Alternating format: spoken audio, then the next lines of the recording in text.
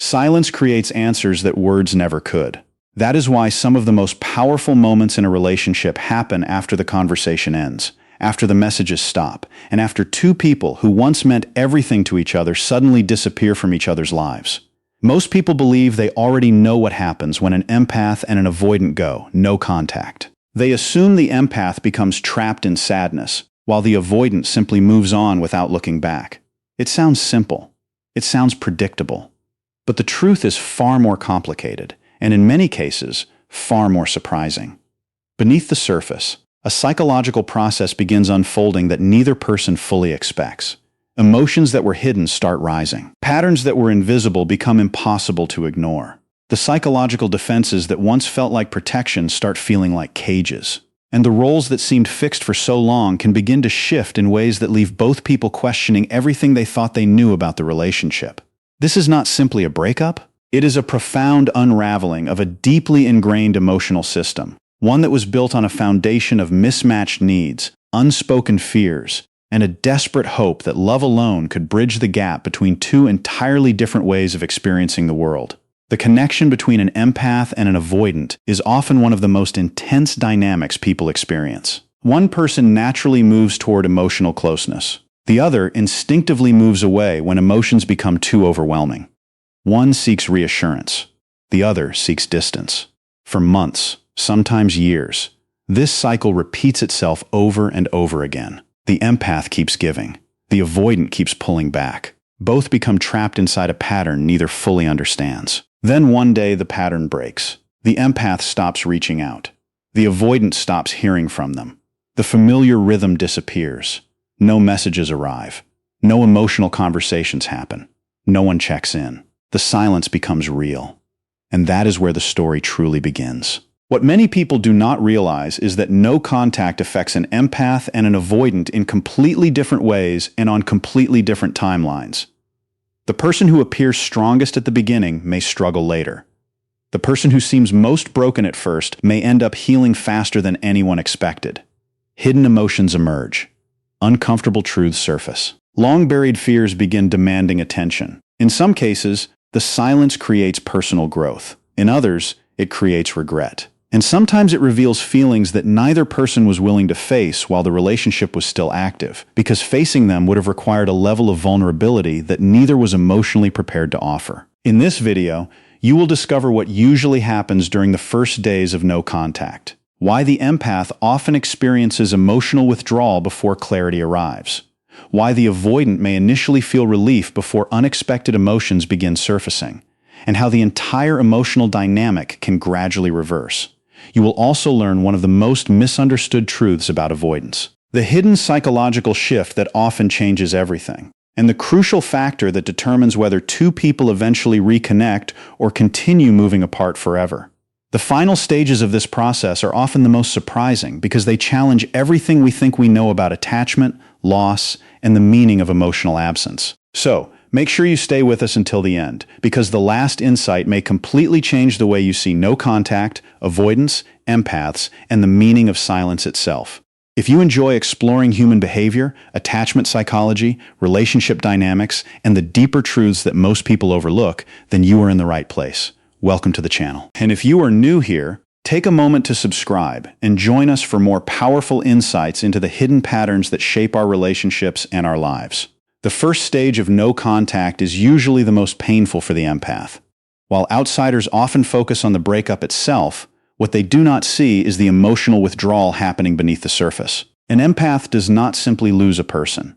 They lose a routine, a connection, a hope, and sometimes even a future they had imagined in their mind in intricate, vivid detail.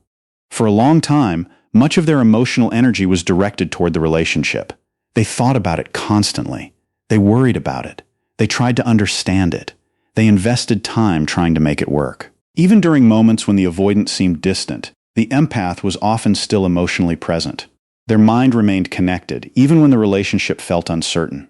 That is why the first days of no contact can feel so overwhelming. The silence arrives suddenly, like a door slamming shut in a house that was always meant to be a home. The usual habits disappear. There are no messages to analyze, no conversations to revisit, no signs to interpret. The The empath suddenly finds themselves alone with thoughts that have nowhere to go. Their mind starts searching for answers with the desperation of someone looking for a lost key in the dark. They replay old conversations. They examine every disagreement. They revisit moments they once ignored. They ask themselves whether they said the wrong thing, whether they should have been more patient, whether they should have tried harder, whether they should reach out one more time. Every memory feels important. Every detail feels significant. The emotional bond that once had an outlet suddenly has nowhere to flow, and the pressure of that stagnation creates a profound sense of internal chaos. This is why many empaths describe the first stage of no contact as feeling similar to withdrawal. They became accustomed to giving their attention to another person. Their focus was directed outward for so long that being forced to turn inward feels uncomfortable, unnatural, and even frightening. The silence creates a gap, and that gap can feel unbearable at first. They check their phone. They wonder what the avoidant is doing. They think about whether they are being missed. They imagine conversations that never happen. Their emotions move up and down throughout the day like a ship tossed in a violent storm. One moment they feel strong, resolved, and ready to move forward. The next moment they feel completely overwhelmed, consumed by a grief that seems to have no bottom. Yet, beneath all this pain, a quiet shift begins taking place. It is a shift that many empaths fail to notice in the beginning because it happens slowly, almost imperceptibly, like the changing of the seasons. For the first time in a very long time, their energy is no longer flowing entirely towards someone else. It starts returning to them. At first, this feels strange. An empath is often used to focusing on another person's feelings. They become skilled at understanding emotions, solving problems, and providing support. They know how to care for others.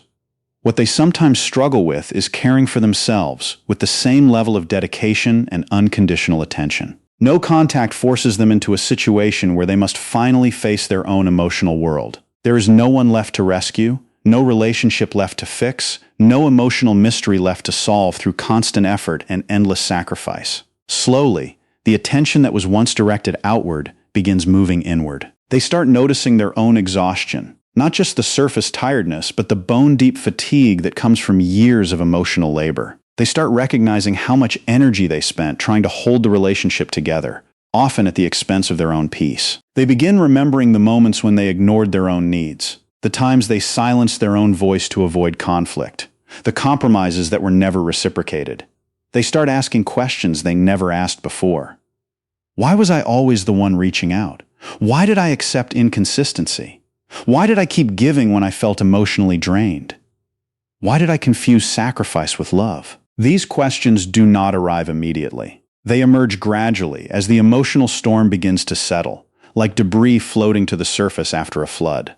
The empath begins to see that their role in the relationship was not just that of a victim, but also that of a participant in a dynamic that required their endless giving to survive. This realization is painful, but it is also liberating because it marks the beginning of accountability, not for the avoidance behavior, but for the empath's own choices. They begin to understand that their willingness to tolerate pain was not a virtue. It was a vulnerability that needed to be addressed. While the empath is experiencing this intense emotional withdrawal, the avoidant often enters a very different phase. This is where many people become confused because the avoidance reaction rarely matches what others expect. At first, the avoidant may actually feel relief. After all, the emotional pressure that once existed is suddenly gone. There are no difficult conversations waiting for them, no expectations demanding attention, no emotional intensity requiring a response. The space they often crave finally appears, wide and open and free from the demands of intimacy. For a short period, this can feel calming, like stepping out of a noisy room into a quiet garden. Their nervous system relaxes, the tension decreases, the relationship no longer feels like an immediate challenge that must be managed. To an outside observer, it may even seem like they are completely unaffected. They continue with daily life. They focus on work.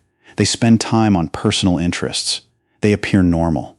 Sometimes they even appear happier. This is the stage that creates so much misunderstanding. The empath looks at the silence and assumes it proves they never mattered.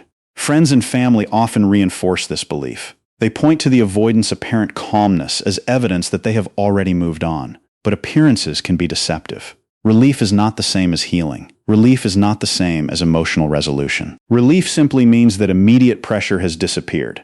The avoidant may feel lighter because the demands of intimacy are no longer present, but that does not mean the emotional bond itself has vanished. In many cases, deeper emotions remain hidden beneath the surface, like a glacier where only the tip is visible above the water. They simply take longer to emerge because the avoidant psychological defense system is designed to delay emotional processing, not to eliminate it entirely. The reason for this delay lies within the avoidant's coping style, which is often forged in the fires of early childhood experiences where emotional needs were dismissed, ignored, or punished. Throughout their life, they may have learned to manage emotional discomfort by creating distance. When emotions become intense, they focus elsewhere. When relationships feel overwhelming, they seek space. This strategy helps them feel safe in the short term, providing a buffer against the anxiety that vulnerability triggers. The problem is that emotions do not disappear simply because attention moves away from them. They are not erased by distraction.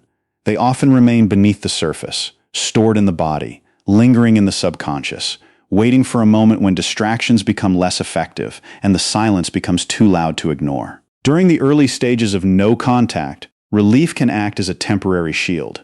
It creates the illusion that everything is fine. Yet as time passes, reality begins to shift. The absence starts creating space for something neither person expected: reality.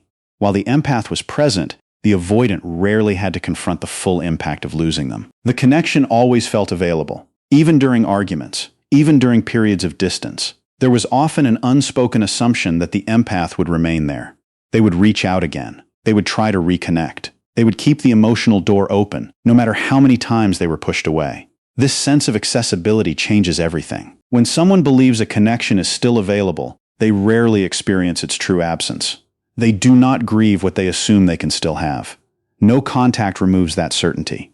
Days pass without communication. Weeks pass without reassurance. The familiar emotional presence disappears. The avoidant can no longer assume that the empath will always return. They can no longer rely on the idea that the relationship remains available whenever they feel ready. For the first time, they must face the possibility that the empath may actually be moving forward, growing, healing, and leaving them behind. This realization often arrives slowly rather than all at once, creeping in like a cold draft under a door. It appears in small moments. A memory surfaces unexpectedly while they are driving. A familiar place triggers a thought while they are walking. A quiet evening creates space for reflection that they cannot escape. The emotional distance that once felt comfortable begins feeling different, less like freedom and more like isolation. This is often where delayed emotions start emerging. Feelings that were previously hidden become harder to ignore. The avoidant may start remembering specific moments from the relationship, not the arguments, not the pressure, but the connection itself, the support, the loyalty, the conversations that brought comfort during difficult times, the simple presence of someone who genuinely cared, who saw through their defenses and loved them anyway. Ironically, many avoidants begin appreciating certain aspects of the relationship only after distance has removed them. What once felt overwhelming now feels meaningful. What once felt restrictive now feels valuable. What once triggered their flight response now feels like a warmth they can no longer access. The absence changes perspective in ways that proximity never could. At the same time, the empath is entering a different stage of their own journey. The emotional chaos that dominated the beginning starts losing intensity.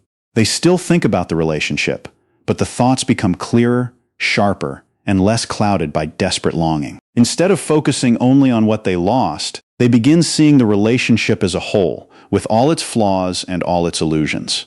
This shift is important because emotional pain often narrows perspective. During the early days of no contact, the empath may remember only the good moments. They miss the connection so intensely that their mind filters out much of the pain, creating a rose-tinted version of the past that is difficult to resist. As time passes, that filter begins weakening. The empath starts remembering the waiting, the uncertainty, the confusion, the inconsistency. They remember the nights spent wondering where they stood. They remember the conversations that left them emotionally exhausted rather than fulfilled. They remember the effort they invested trying to create closeness, only to have it met with distance. They remember how often they ignored their own feelings in order to protect the relationship from collapse. These memories do not appear to create bitterness.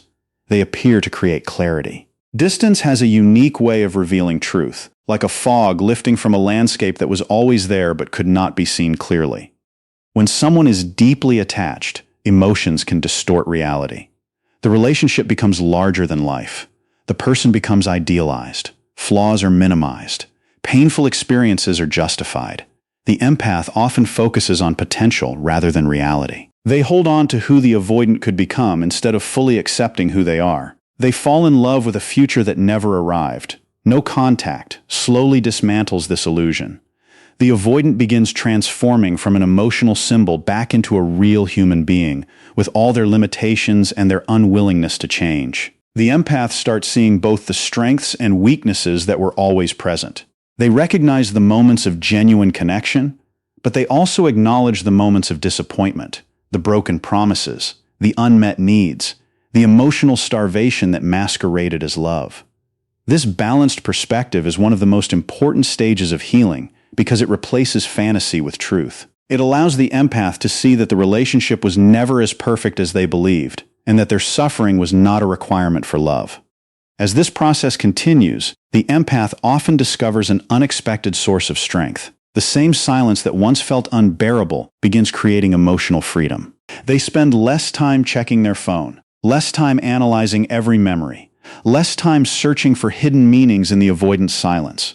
Their focus gradually shifts toward their own life, their own goals, their own growth. The relationship no longer occupies every corner of their mind. They start sleeping better. They start eating better. They start feeling the return of parts of themselves that they had forgotten existed. Meanwhile, the avoidant continues facing the reality created by absence. The emotional distance that initially felt comfortable becomes harder to maintain because there is nothing left to avoid. The relationship is no longer active. There are no ongoing conflicts, no expectations, no emotional demands. Only memories and reflection remain, and reflection has a way of bringing hidden truths to the surface when enough time passes. Both people are now moving through different emotional landscapes. The empath is gaining clarity. The avoidant is beginning to feel absence. One is learning to let go of illusion. The other is learning that distance does not always erase connection. One is reclaiming their power. The other is slowly realizing the weight of what they took for granted.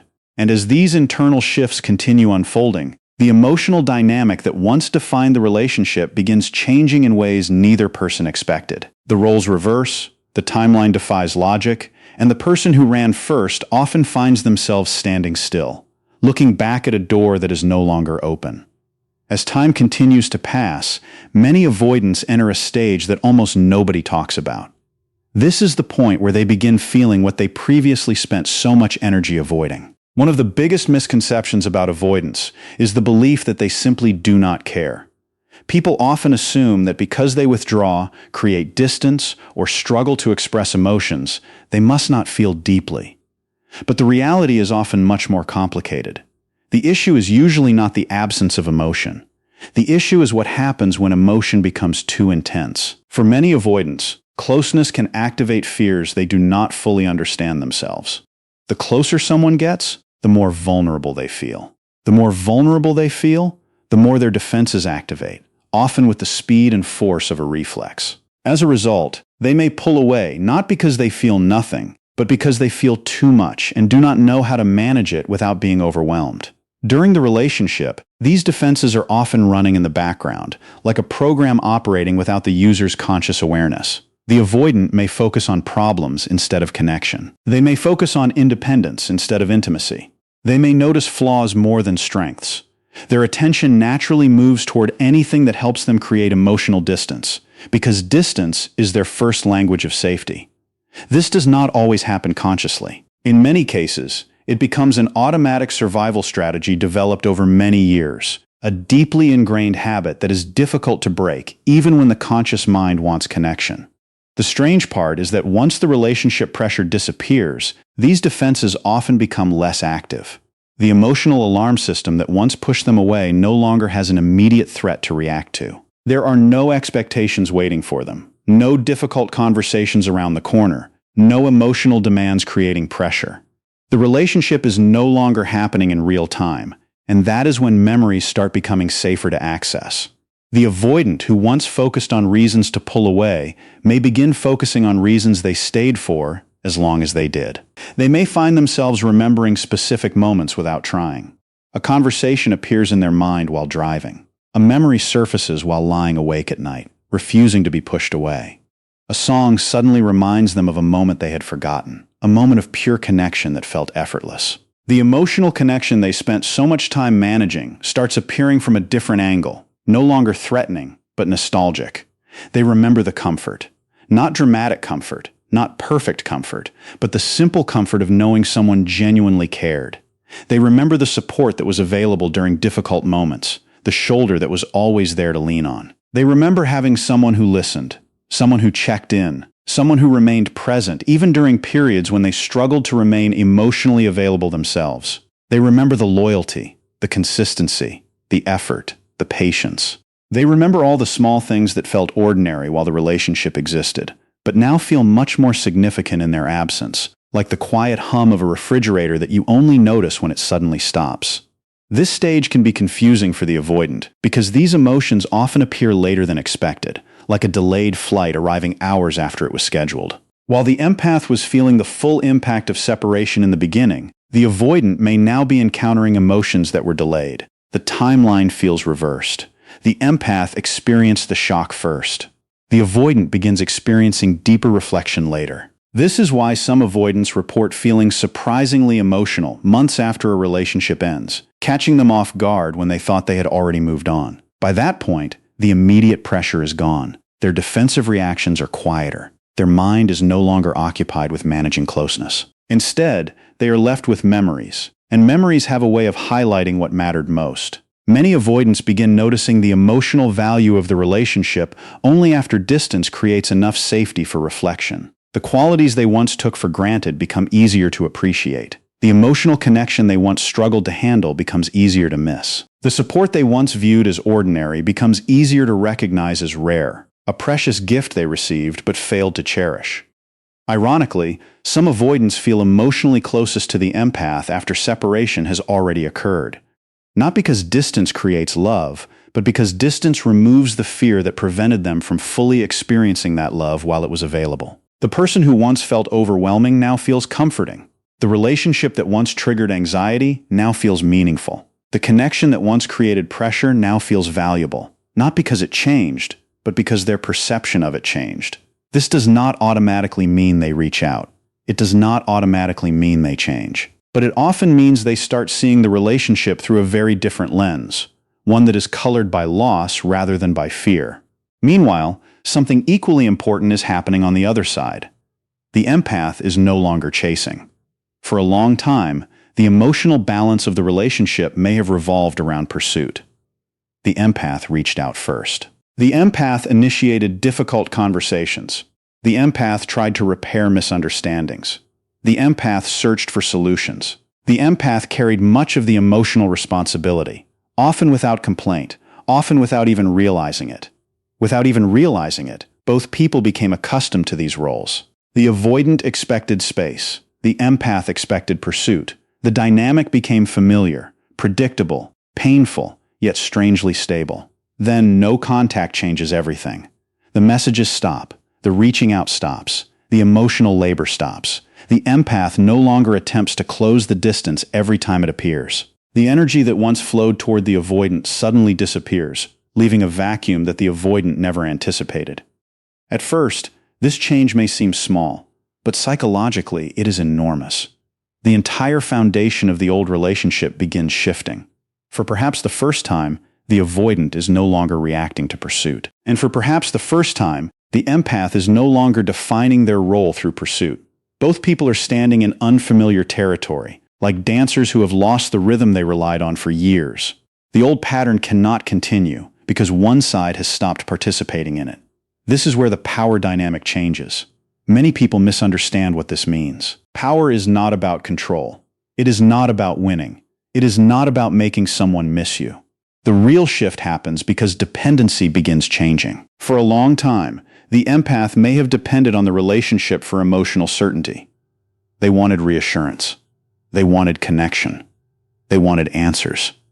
The avoidant may have depended on the empath in a completely different way. They depended on the fact that the empath was usually available, that the emotional consistency remained present even during periods of distance, that the door was always open. Both people were participating in a system that kept itself alive, a closed loop of pursuit and withdrawal that provided a twisted form of security. Now that system is gone. The empath is forced to face life without chasing. The avoidant is forced to face life without being chased. And that changes everything. Suddenly, both people must stand on their own emotional foundation. There is no familiar dance to return to, no repeating cycle providing temporary comfort, no predictable roles protecting them from growth. The empath begins learning how to find validation internally rather than externally, a difficult but essential skill. The avoidant begins learning what absence actually feels like, a lesson they spent their whole life trying to avoid. Both are forced into self-confrontation, and self-confrontation is rarely comfortable. It is the uncomfortable work of looking in the mirror and seeing not just the other person's flaws, but your own. The empath may realize how much of their identity became connected to helping, fixing, and rescuing, to the point where their own sense of worth was tied to being needed. The avoidant may realize how much of their identity became connected to maintaining distance and emotional control, to the point where they pushed away the very love they craved. Neither realization is easy, yet both are necessary, because without awareness, old patterns remain invisible, and invisible patterns continue repeating themselves across relationships and across years. This is where the future of the connection becomes uncertain. Many people watching videos like this want one specific answer. Will the avoidant come back? It is the question that dominates discussions, comments, and late-night thoughts. People want certainty. People want predictions. People want a guarantee. But that question often distracts from a much more important one. Have either of them changed? Because the answer to that question matters far more than whether contact eventually resumes. Consider what happens when two people reunite without growth. The empath returns carrying the same need for external validation. The avoidant returns carrying the same fear of intimacy. The relationship feels exciting at first. Hope returns. Optimism returns. The connection feels powerful, almost electric. For a while, everything seems different. Then slowly familiar patterns begin resurfacing. The empath starts seeking reassurance. The avoidant starts feeling pressure. The empath starts moving closer. The avoidant starts pulling away. The same cycle that existed before begins recreating itself, like a bad dream that keeps replaying. Not because either person is bad. Not because either person lacks feelings. But because neither person addressed the deeper issues that created the dynamic in the first place. They return to the same roles, the same triggers, the same defenses, expecting a different outcome. This is the definition of emotional insanity. This is why no contact by itself is not a magical solution. Time alone does not create transformation. Distance alone does not create maturity. Silence alone does not create self-awareness. Growth requires something more. It requires reflection that goes beyond surface-level thinking.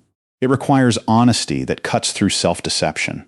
It requires the willingness to examine uncomfortable truths about oneself, not just about the other person. The empath may need to understand why they tolerated emotional inconsistency for so long, why they kept chasing someone who was never fully available, why they ignored their own needs, why they attached their self-worth to someone else's ability to stay close. They may need to confront the uncomfortable possibility that their giving was not entirely selfless, that it was a way of controlling the relationship, of making themselves indispensable, of avoiding the terrifying work of standing alone.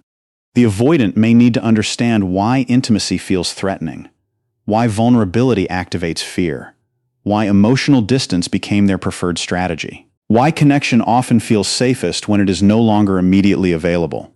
They may need to confront the uncomfortable possibility that their independence is not strength, but a fortress built to keep out the very love they secretly desire. These are not easy questions, but they are powerful questions because real change begins when people stop focusing only on what the other person did and start examining what patterns they personally brought into the relationship. The empath cannot heal by simply waiting for the avoidant to return. The avoidant cannot grow by simply missing the empath. Both people must confront themselves. Both people must take responsibility for their own emotional development. Only then does the possibility of a different future emerge, one based on mutual respect and emotional maturity rather than codependency and fear. Whether that future involves reconciliation or permanent separation becomes secondary because the greatest transformation is not what happens between them. It is what happens within them. The real prize of no contact is not getting the other person back. It is getting yourself back. And as both continue moving through this period of silence, reflection, and emotional discovery, the answers they were searching for in each other slowly begin appearing within themselves. The empath discovers that they are enough, independent of anyone else's validation. The avoidant discovers that vulnerability is not destruction, but the doorway to genuine connection. Both have the opportunity to heal the wounds that brought them together in this painful dance, setting the stage for the final truth about what no contact ultimately reveals. When an empath and an avoidant both go no contact, the journey rarely unfolds the way most people expect. The empath usually feels the pain first. The silence feels heavy. The questions feel endless.